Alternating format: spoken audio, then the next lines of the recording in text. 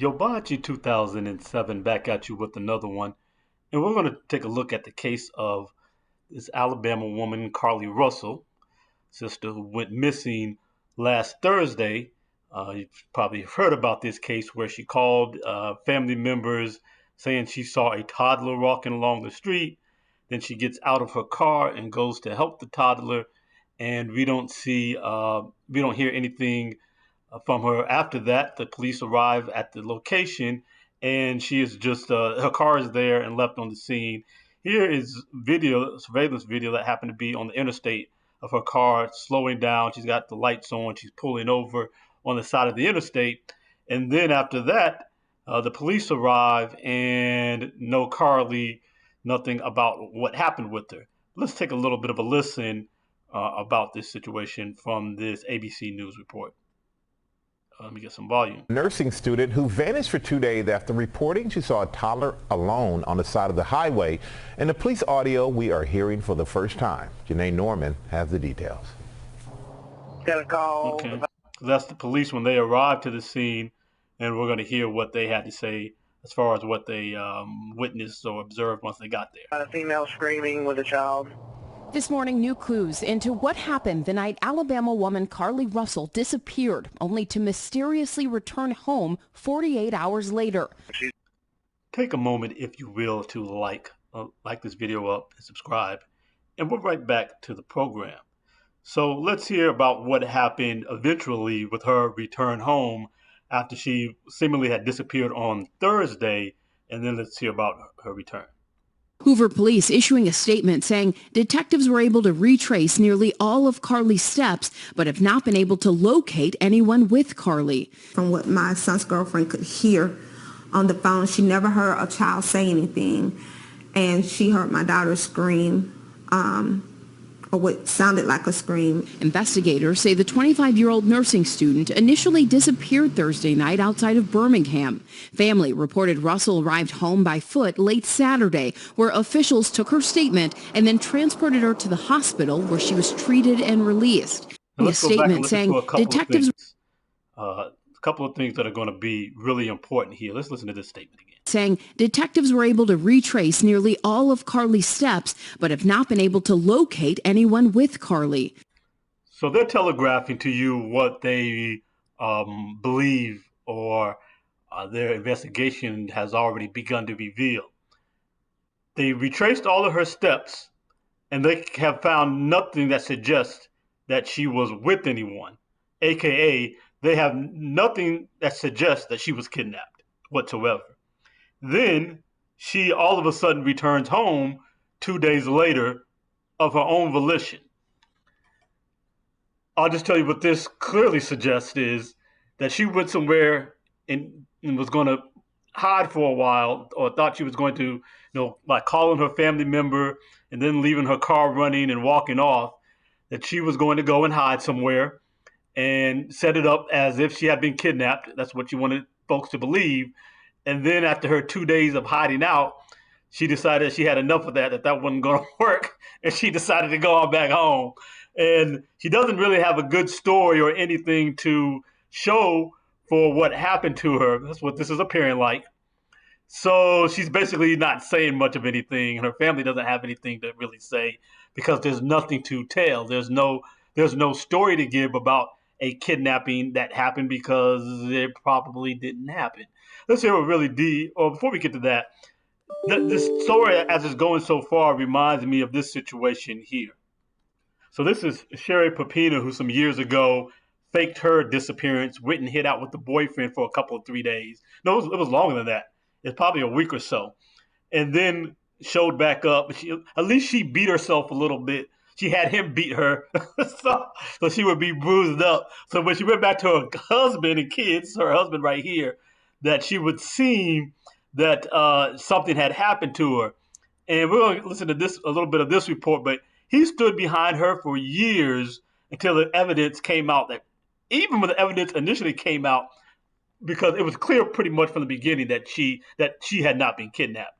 And he stuck by her like men do. And this is what we want to get to. The men are always sticking beside these women, while these women who are strong and independent, They play the damsel in distress role when life gets too tough for them, when they want a break from life, when they want to check out. They go and play this damsel in distress role.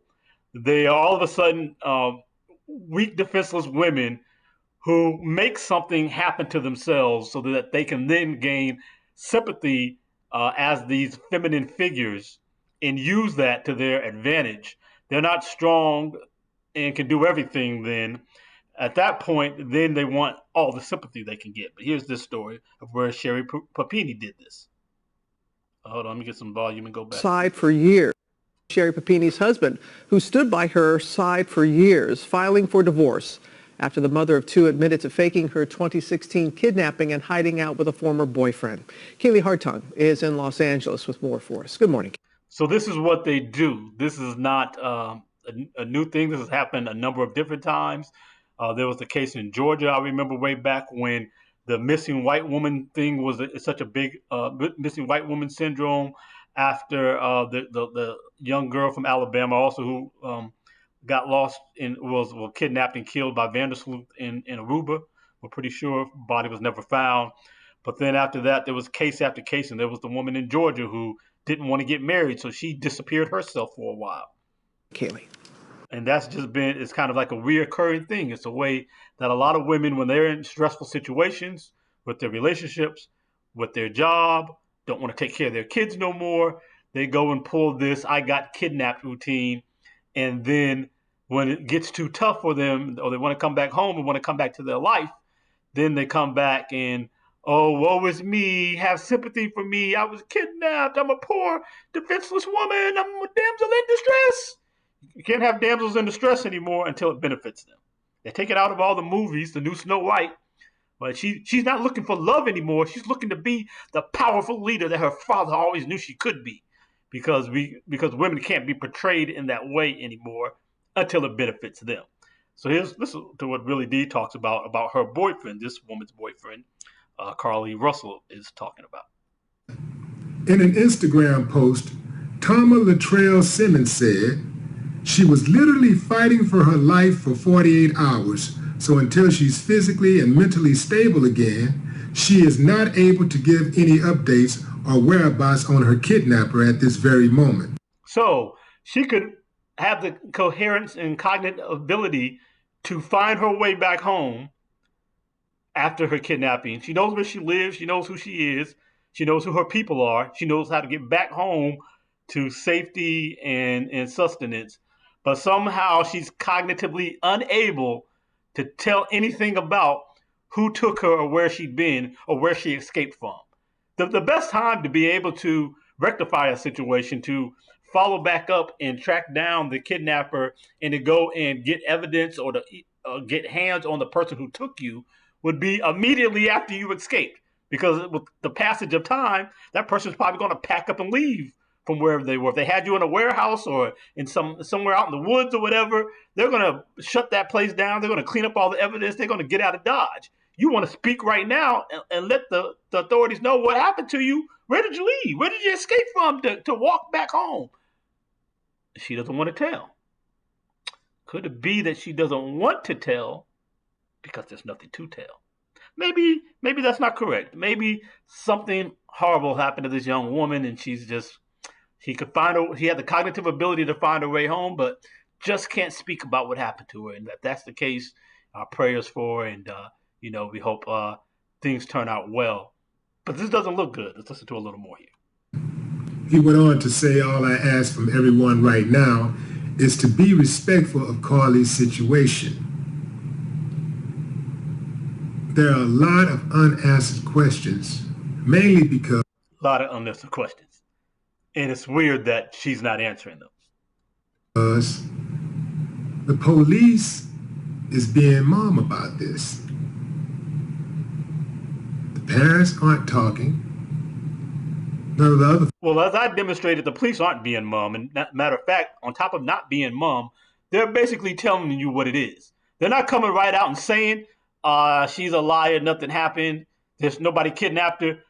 But we have not been able to locate anyone with Carlee is telling you nobody kidnapped Carlee.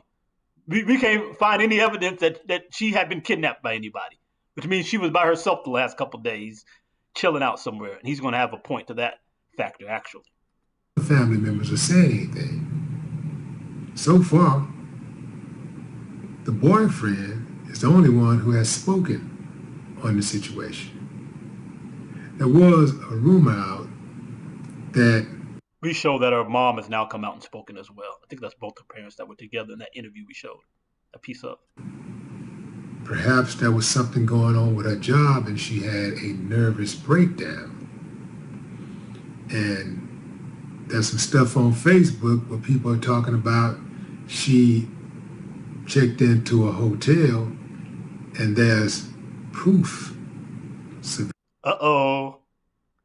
Uh-oh. Don't let us find out that that's true. Well, let's see what happens with this situation. We'll keep an eye on it.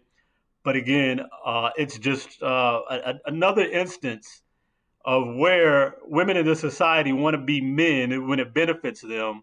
But then when things get a little bit tough and they can't handle it, they can't take it, they get to check out, be the damsel in distress, pretend that they're abused. Again, this is why you have to be very suspicious of women when they talk about how narcissists abuse them and how their last boyfriend and their boyfriend before that and their baby daddy and everybody was a narcissist and everybody abused them. Women always claim they've been abused when it benefits them to do so. That's why we have to inspect all of their claims. That's why we don't believe women just because they say so. Just because they say that they were assaulted, that we shouldn't just believe women, because again and again, we see how they go into victim mode anytime it benefits them. We'll keep an eye on this situation. Like the video up. Please subscribe to come back to the video. Yabachi 2007. I'm out.